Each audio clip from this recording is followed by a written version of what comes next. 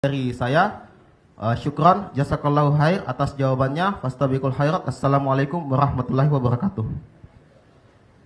Terkait dengan masalah menggunakan musik sebagai wasilah untuk mengajak orang, mendakwai orang, ya, ini perlu dipahami dulu ya, bahwa wasilah-wasilah itu laha ahkamul maqasid. Wasilah itu memiliki hukum-hukum al-maqasid. Tetapi wasilah itu harus dilihat di dalamnya pada ketentuan-ketentuan syariat. Apa yang dibolehkan, apa yang tidak dibolehkan. Dan Allah tidak menjadikan pada hal yang diharamkan wasilah kepada hal yang baik. Itu kaidah dasar. Adapun wasilah yang mubah, yang dibolehkan, kayak ini bisa kemana-mana. Dia punya ahkam al-maqasid.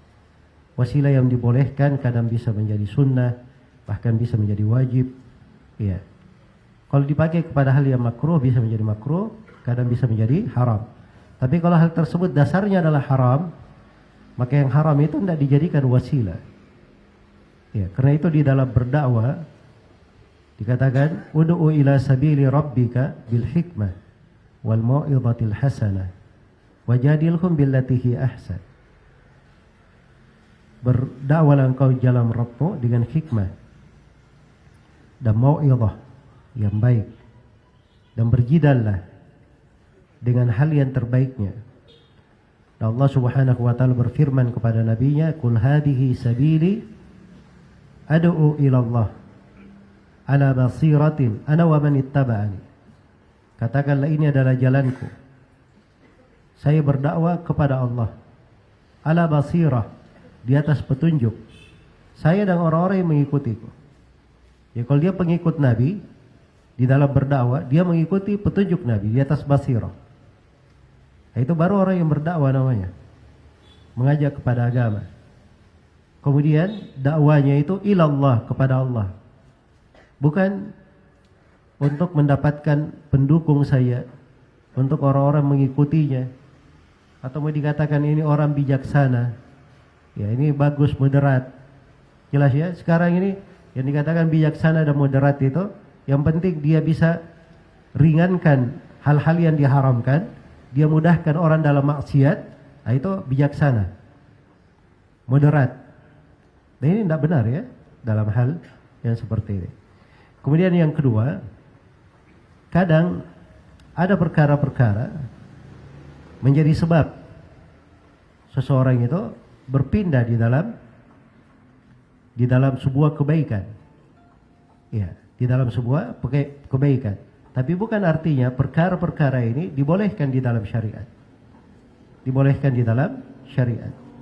Karena itu kalau misalnya ada yang mengatakan musik itu ya bisa menjadi sebab seorang itu sadar, seorang itu bertobat.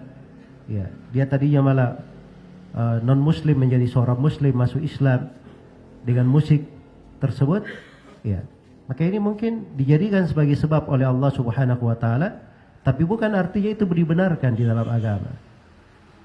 Tidak menunjukkan itu pembenaran. Jadi adanya sebuah hasil itu tidak menunjukkan jalannya yang dia tempuh adalah benar di dalam hal tersebut. Karena itu pokok di dalam syariat, ya, bukan dilihat kepada hasilnya. Bukan dilihat kepada hasilnya. Oh, bagus di dalam agama kan Rasulullah sallallahu alaihi wasallam senang umatnya itu banyak. Ya, makanya punya anak itu bagus. Punya anak itu bagus. Tidak apa-apa sih punya anak dengan cara berzina. Hah? Punya anak. Apakah dikatakan, oh bagus kamu, Masya Allah, kamu menjadi pengikut umat Nabi Muhammad karena ingin memperbanyak umat ini dengan banyak anak. Tapi caranya dengan apa? Dengan berzina, dan itu tidak dibenarkan. Itu tidak dibenarkan. Iya. Atau misalnya mau jadi Robin Hood, bersedekah, bagi-bagi, dengan cara dia mencuri, dengan cara dia merampok, dengan cara dia merampok. Oh ini bagus, dia bantu fakir miskin, orang-orang miskin.